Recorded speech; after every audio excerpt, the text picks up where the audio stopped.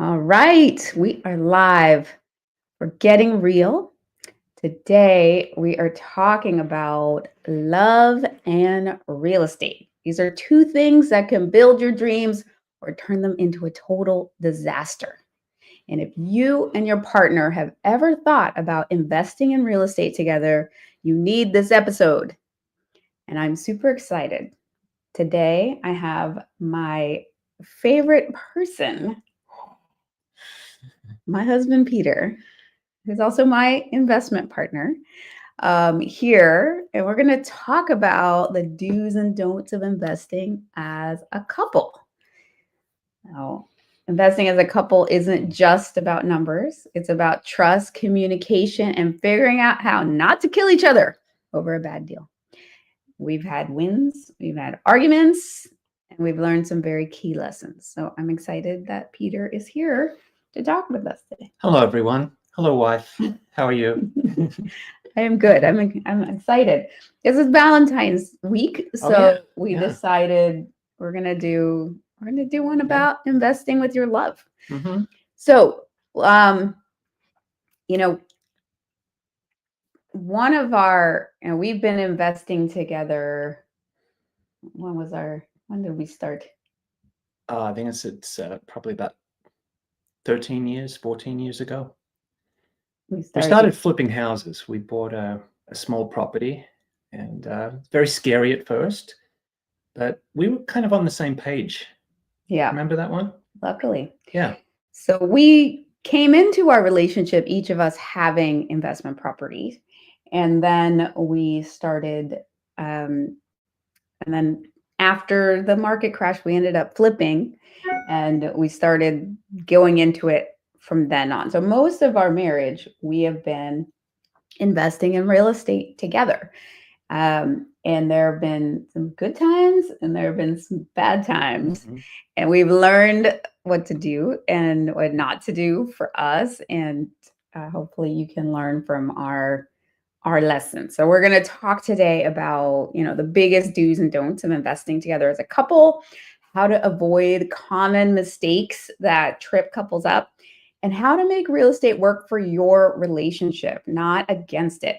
Because if you do it right, I think this game of real estate can be something that brings you closer together, that helps you meet your, create your goals, your visions for yourselves, for your families.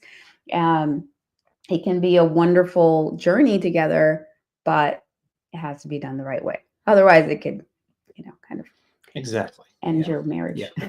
So. Not that we've come close. I think we're very good at seeing any warning signs and nipping them in the bud. Yeah, we've always been good at communicating. Yeah. And also we can disagree agreeably, right? Yeah. So we can disagree, but not make it personal, not attack each other, which I think is part of what makes us successful as a couple and as investment partners. So why do people want to invest together as a couple? So first of all, you can create financial security together as a team.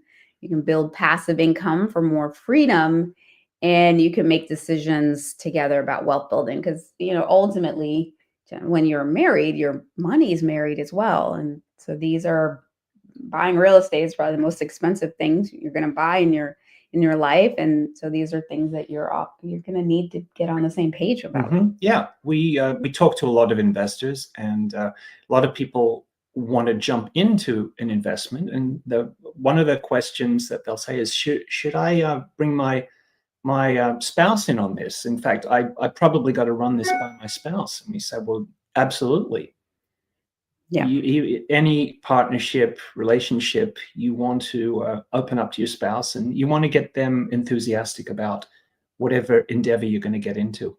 Yeah. And there are some cases in which only one of the couple is doing the work.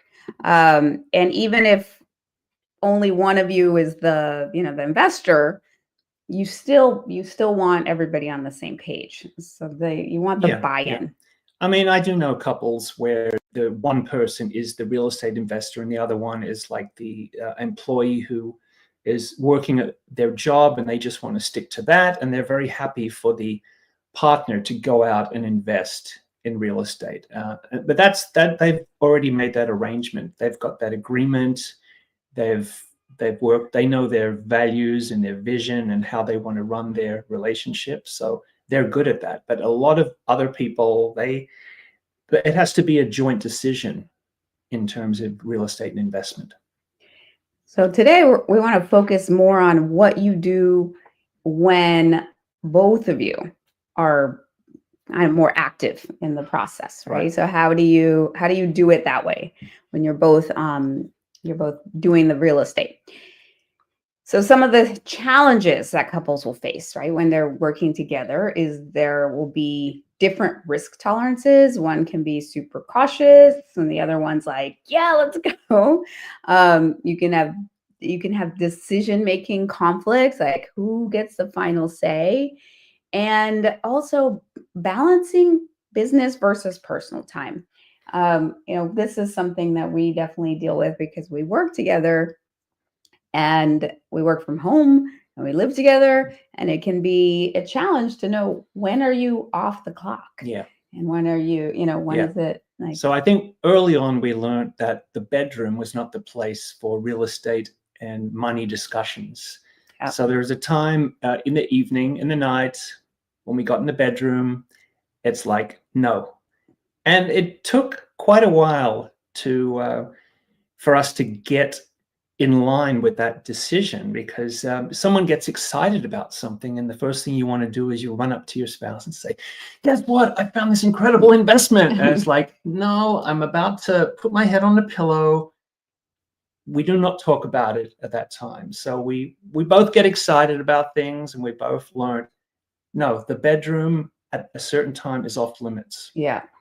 We got to be off the clock, and we could be better about this. We could be better. Yeah. So we're not perfect, but we could be better. Yeah. We have, and you can have very different investment styles. So we have some friends. One is they started to invest together. One is an entrepreneur, very high risk tolerance. She's always been, she's been an entrepreneur since she was a kid. Started her first business at 12, and just does not, like risk is not an issue for her at all. Her partner, her husband, is he's an engineer, very corporate, very risk averse. So, learning for them to like navigate this was a challenge. We've been pretty lucky in the sense that we have very similar risk tolerances and similar perspectives on investing. So we didn't have to navigate that. But sometimes it's a benefit to have somebody who's more risk averse and who's more, you were saying before we started recording that you've become more risk averse. In my life, I'm very much an action taker. I will make a decision quickly and go jump into it. But I found in real estate and investment, I've learned how to use a spreadsheet and run the numbers. And for me, it's like I have to sit with the numbers and sit with what I find as the facts for quite a while and mull it over until I feel comfortable. So I am more risk averse in real estate than other areas of my life. And definitely more than when we started. Me as well. Mm-hmm. And I think over time, we've developed, and it's just also from making mistakes, getting burned, and figuring out how do we mitigate risk, in the future. But I think that is so. But if someone is naturally that way, somebody in the partnership, it's not a bad thing. It's actually good. To have differences, but to be able to find the deal that meets everybody's needs. That when everybody is comfortable. Yeah. So it's really important, and we'll get into it right now, like the do's and don'ts. So how do you do that? So we'll start with the do's of investing together. And the first do is to get crystal clear on your shared goals, your vision, your mission, and your values. You want to really dream together and get clear and have each person share. It's like, why are we investing in real estate? What's our end goal? Where do we want to get to? Is it about being able to retire from your job, so replace your working income with passive income? Is it about setting yourself up for long-term retirement? Is it, so you can leave a legacy for the generations that come behind you? Is it for the tax benefits? What's your why? And what is the end goal? Because the end goal will determine where you go. What is your risk tolerance? What are you comfortable with? How much debt or leverage? What kinds of properties? How big of a project are you willing to take on? So you want to get comfortable with that risk. You want to really get clear on your values and have shared values. So, part of our value, and this is a real estate investor goddess's value, but it's also our value, is we want to leave a property in a community better than we found it. Right? It's not about getting every dollar out of a deal. We definitely don't want to be slumlords.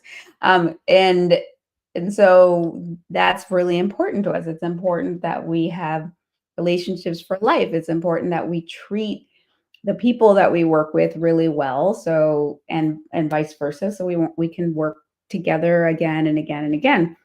It's important, values wise, that we are of high integrity. What are some other values that I think are important for us? Well, we want to treat each other with respect in everything we do. Yeah. And also we want to educate the people around us as well. We want to educate our kids. Yeah. So that for us, that legacy for our kids is a very high value in terms of showing them how we behave and leaving a monetary or a real estate legacy for them. Yeah. Yeah. And also fun, right? Oh, of course. We don't just want to. That's true. We want to be able to have fun. Have fun while we are doing this. We want to be able to have time for fun, have time for travel, have time for our families. It's not, so if we were doing this and didn't have time for family, didn't have time for fun or travel, that wouldn't work for us, because those are really high values. So, absolutely. Yeah. So that's really important for us. So you want to have those conversations and just get real clear, so that as you're, the more clarity you have on, your values, your mission, your vision, and then how you want to play, right? And how you want to navigate this, whether it's with risk tolerance or it's with the type of work that you want to do in real estate. If you want to be flipping, if you want to have, taking ugly duckling buildings and making them beautiful. Right now, we are, we bring investors together to purchase larger commercial properties. So for us, how we play, we decided we weren't as interested in being on the operations side, which we did, but wasn't as into. And now we're more on the fundraising side. So that's how we want to play. And as when you get real clear about that, then the things that don't fit that are a no. Right. The things that put those things in risk are a no, and it helps you figure out where you focus. Right. And now we're looking at a retreat, an international retreat. And for us, that brings the fun and the travel. So it may be that as a couple, you may want to have a vacation somewhere and then have some kind of investment there.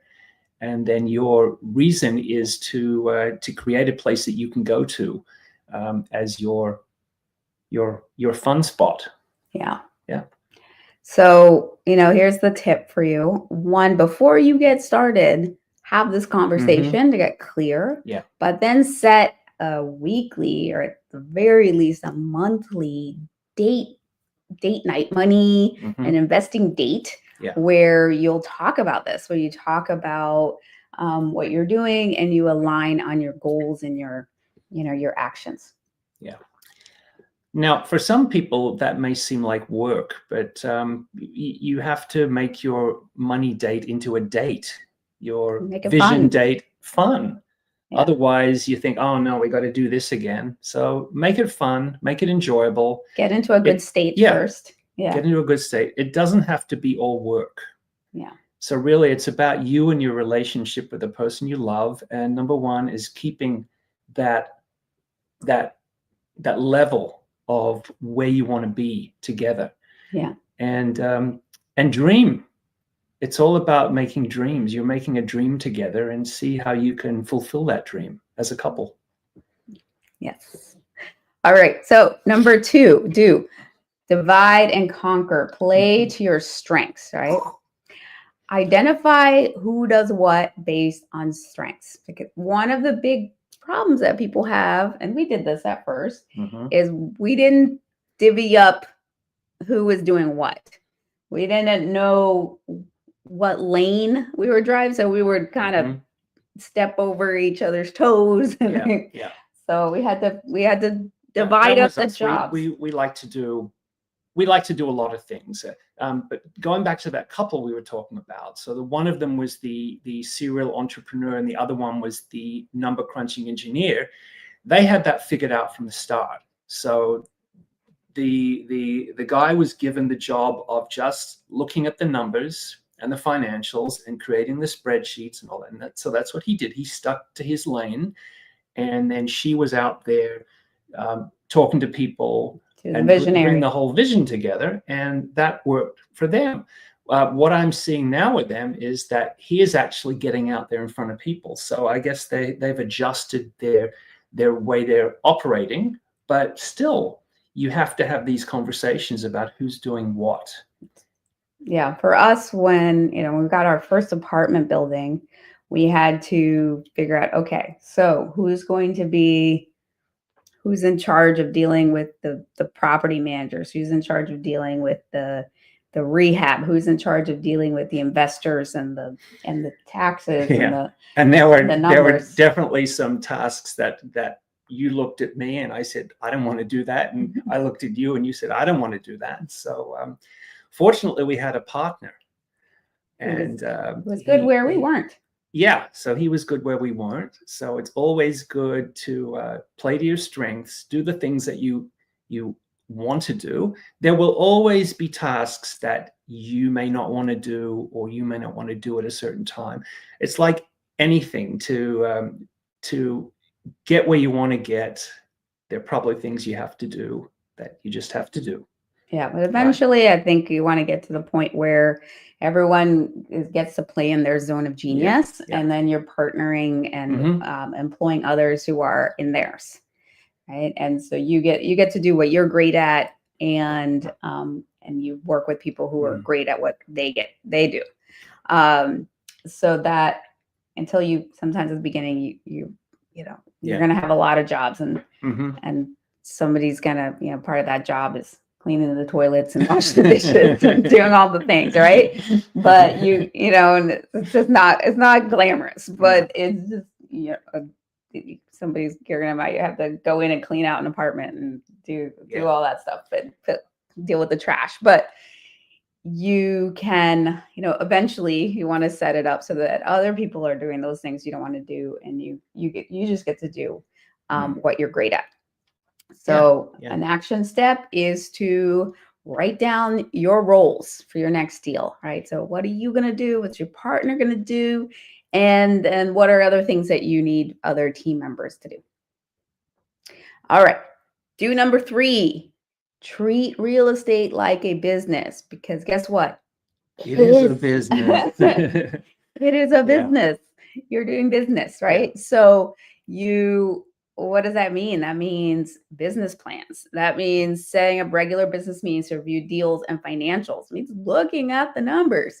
You can create a shared Google Drive or some sort of system There are a lot of project management systems, but you want to create something to track the properties, track the expenses, track the various tasks, right? So, but treat it like a business. Like the business it is. Yeah, because it is a business. Mhm. And that's when it can get really messy, and it can get really bad when people just ignore that. Also, you want to have like separate bank accounts for that business. You want to think about how you're going to, what kind of entities you want to create. And this is a whole other conversation, a longer conversation about how you can, you set things up, what kind of entities, what asset protection, Yeah. things to think about. And also but think this is a business that I'm creating, and act accordingly. All right. So now let's talk about some don'ts of investing together. Don't number one, don't assume you have the same risk tolerance. Don't assume. So sometimes we think that our partner thinks like us, right? Because they love us. And so we must think the same way. But that's not true. No.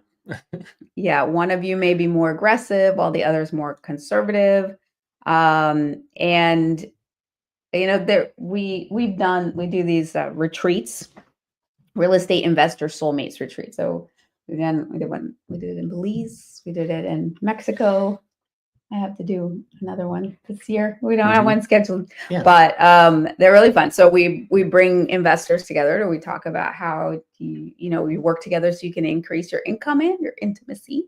And one of the things that we talk about is learning the language of your partner.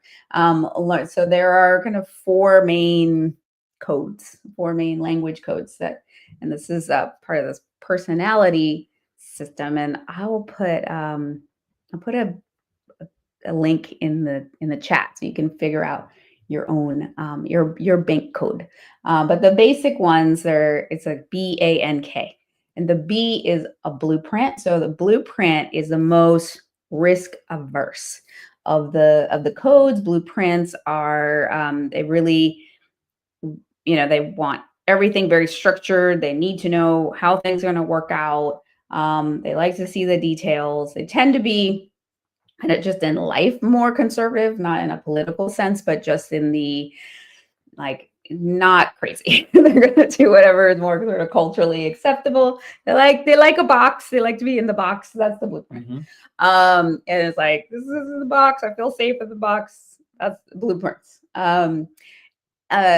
A's are action types, and action types really are the least risk averse. They love risk. They love challenge. They take very quick instinctive action. They don't need a lot of details. You're an action type, and they are, if there's a box, actions are out of the box. Hate the box. They want freedom. They not like a box. And then there's the N. So the nurturers they really are drawn to making decisions based on how it affects the whole, how it affects other people. They're about win-wins. They're about community. They're about how does, if I invest in this, and I'm nurturer is my main one, but if it's if I invest in this, how is this going to affect the community and my family? And it's really about how it affects other people. If we stick with the box analogy, a nurturer will gift wrap the box and want to give it to you. That is a nurturer, and they'll make decisions more about how things feel and being able to authentically connect with the people involved, and it's more about the people and then how it affects people. Right. And then the last is the knowledge. So the knowledge, the K, sometimes they talk about engineering the box. They're kind of, I lovingly call them the nerd code, because they like to nerd out on things. They like to understand so deeply about things. They like to really dive deep. And And they're the slowest to make the decision because they don't want to make any decisions until it's a no-brainer, until it's so clear so they understand it really completely. And so when you find out like what your code is, and it's a combination of all of those, but there's like you have a main one and a secondary and a lowest one, and then you find out what your partner's code is, then you can understand better. It's like, oh, they're different like motivations, there's different values that are driving them, and they're not the same. So we're fairly similar. I'm a very high end, like N completely a nurturer, but I'm also very high action type. And he's like action, but a very high nurturer. So we're very similar in that way. Here's an example of where we have a slight conflict.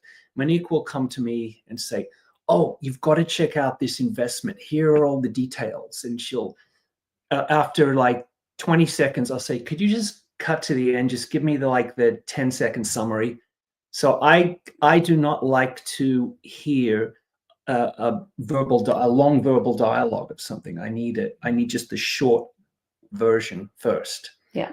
And then if I'm interested, then I will go into the details. But I think that's one thing where we've learned over the years, with me at least, that of what I need.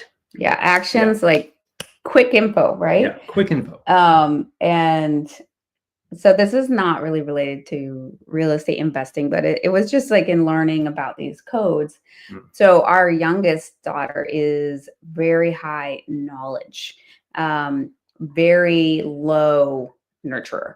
And so I feel terrible saying this, but before I learned about these codes, I thought something was wrong with her because she was so different. Like he's a high nurturer. Our other kids are nurturers. That's their top code.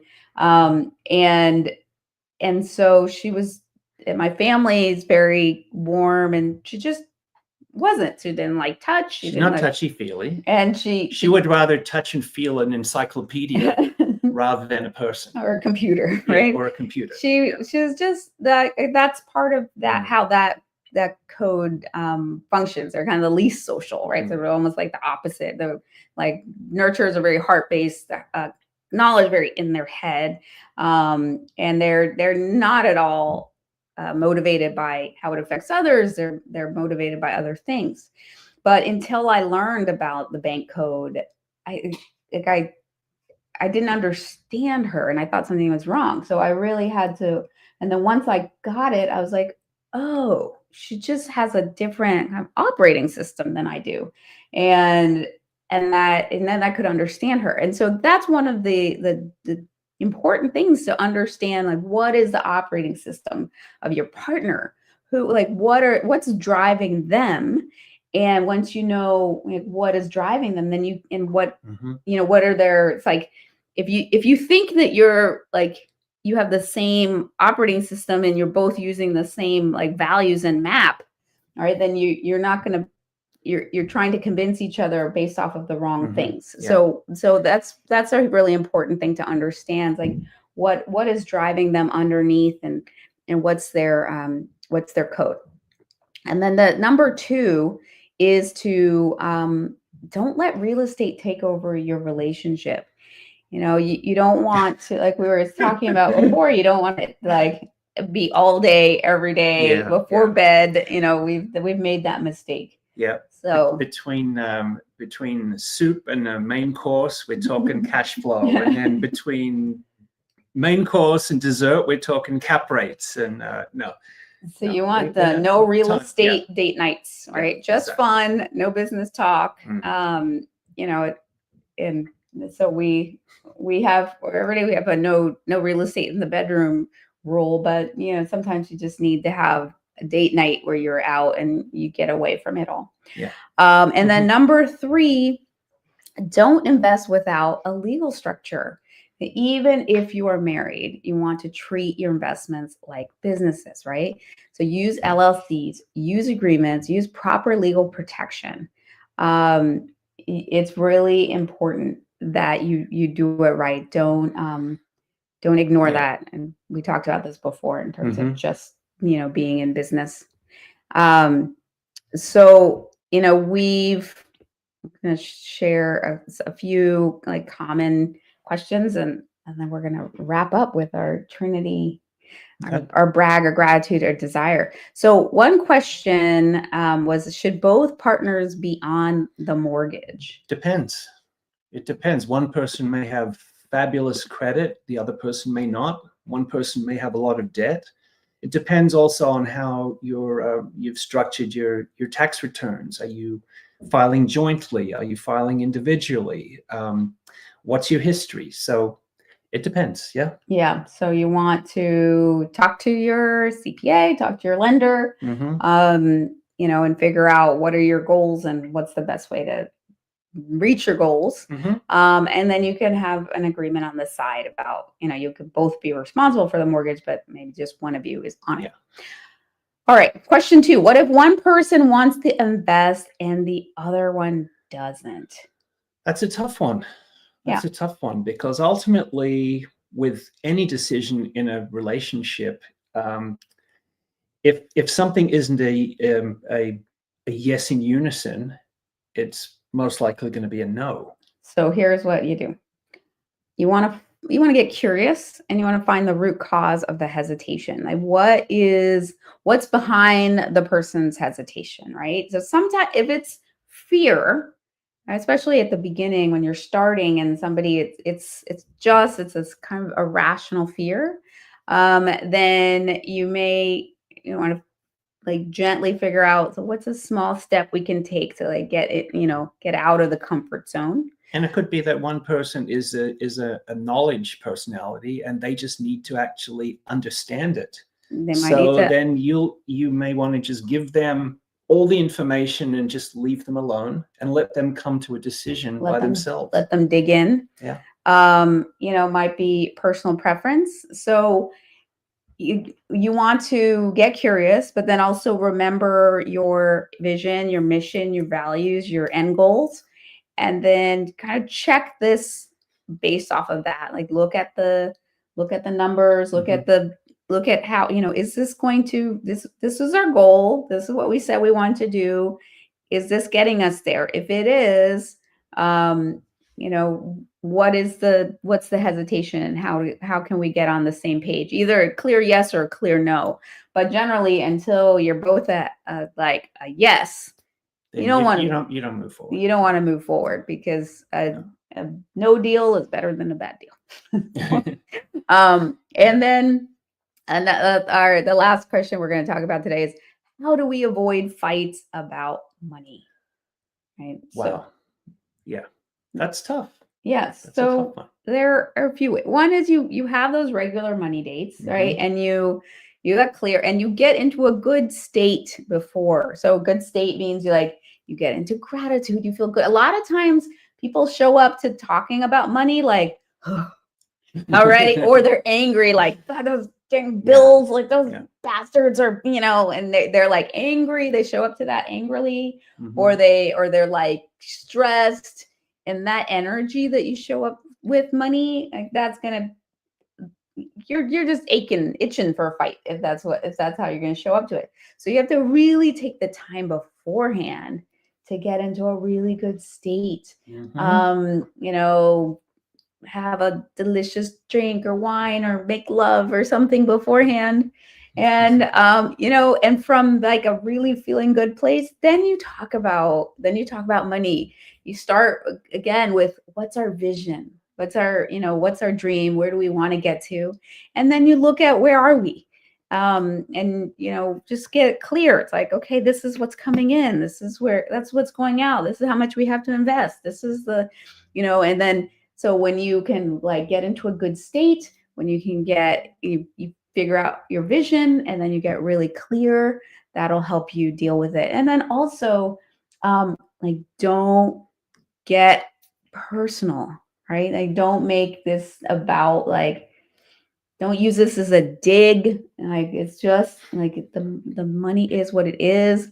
Think loving thoughts about your partner, and proceed giving everybody like the benefit of the doubt. And I think that's a good way to. I think that's good advice. Yeah. Yeah. All right. So now it's time for our famed end of show Trinity, which is a brag, a gratitude, and a desire. Okay, my love, what's a brag? What are you celebrating? I'm celebrating that we're still loving each other and we're still excited about real estate after all of these years. 19 years. 19 years. And we are focused on legacy for our family together. We're just working so well together and more in love every day. Yeah. That's my brag. Well bragged. All right. What's one thing you're grateful for? I am grateful, well, about you, something about you. I'm grateful that you never give up on me. That I may say I'm not interested in something, but you kind of you know how to come around and share something with me in a way that I understand. So I'm very grateful that you take the time and the effort to share something with me so I understand it. You're very good at that. I'm very grateful for that. I'm grateful for you and for us. And what is one desire? One desire. Well, those of you who know me know that I'm a surfer from way back in Australia, and I have been wanting for years to marry surfing and real estate together somehow. And my vision is somehow having a property in front of a really good surf location somewhere in the world. So that is my big desire. Yeah. My desire right now is to have a project. I'm coming up with a win-win project to help, especially women-led households. So single moms, single women who are underinsured, lost their properties in the LA fire, help them rebuild back sustainably with investment properties that will, serve them, the community, and the world. So that's my desire to get that done. So that is it. I'd love to hear you listening. Share in the chat. Share with us your brags, your gratitudes, and your desires. And also, so as we end this Getting Real episode, I just encourage all of you to, if you have a partner, talk with your partner about real estate and have one of those deep dreaming vision values conversations. Yeah, and share the episode with your spouse. Share the episode with your spouse or with somebody else who wants to invest with their spouse. Please share this. And I will, again, I'm going to put in the chat a resource where you can check out your code and also join our list and find out about our next Real Estate Investor Soulmates event. So you want to stay tuned for that too. So make sure you subscribe and follow and catch us next time for another episode of Getting Real. Bye-bye. Bye.